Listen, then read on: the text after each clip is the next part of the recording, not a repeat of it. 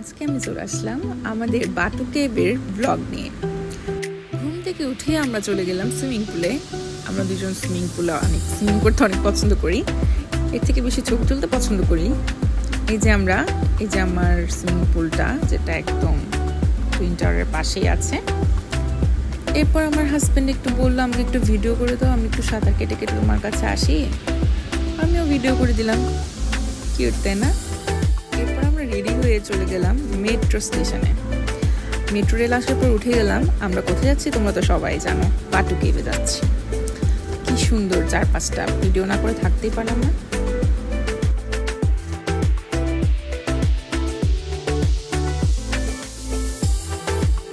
এরপর আমরা চলে আসলাম কেএল স্টেশনে, যেখান থেকে আমাদের আসলে বাটু কেভে মেট্রো রেলে উঠতে হবে। এটাই হচ্ছে একটা মেট্রো স্টেশন, কেএল স্টেশন।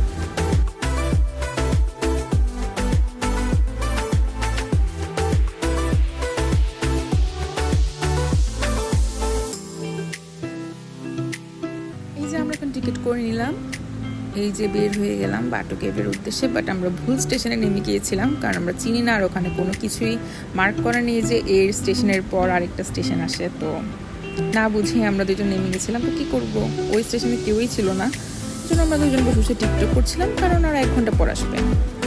তারপর আমরা চলে আসলাম 1 ঘন্টার পরে ট্রেন ধরে বাটু কেভে।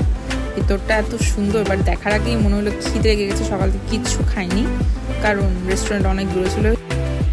খাওয়া দাওয়া শেষ করলাম, আর রেস্টুরেন্টটা তোমাদেরকে একটু দেখাই।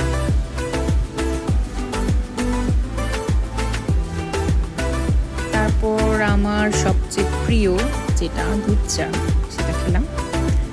আমার সাথে আমার হাজব্যান্ডের কোম্পানি দিয়েছিল, যদিও তার দুধ চা ফেভারিট না, সে অনেকগুলো চিনি দিয়ে দুধ চা খায়। এটা নিয়ে সবসময় আমরা মজা করি। এরপর হচ্ছে বৃষ্টি পড়তেছিল, ভাবলাম শুধু শুধু এত দূর আসলাম, একটা ছবিও মনে তুলবে না, মানে হঠাৎ করে বৃষ্টি শেষ।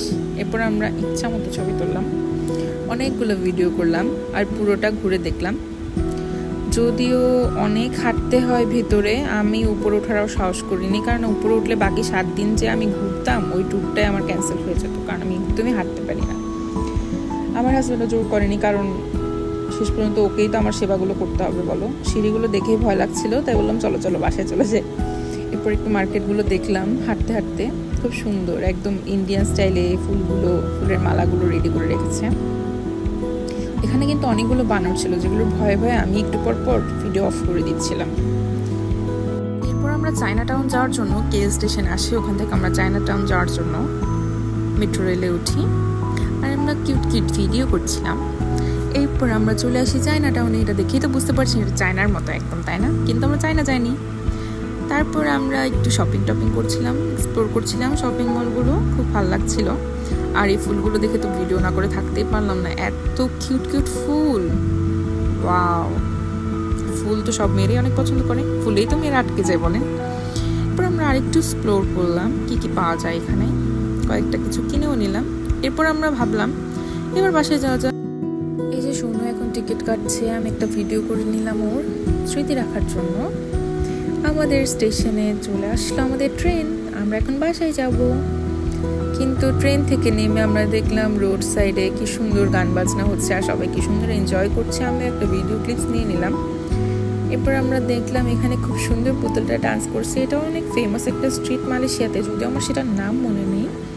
পাশে দেখছি অজগর সাপের সাথে কয়েকজন ছবি টবি তুলছে। আমার হাজব্যান্ড বলছিল যাও যাও তুমিও তুলো। আমি বললাম না না, আমিও খুব ভয় পাই, আমি জীবনেও এই ছবি তুলতে পারবো না। তো এটা দেখে আমরা চলে গেলাম। এরপর হাঁটতে শুরু করলাম নাইট মার্কেটে। রাতে ডিনার করে একবারে বাসায় যাব।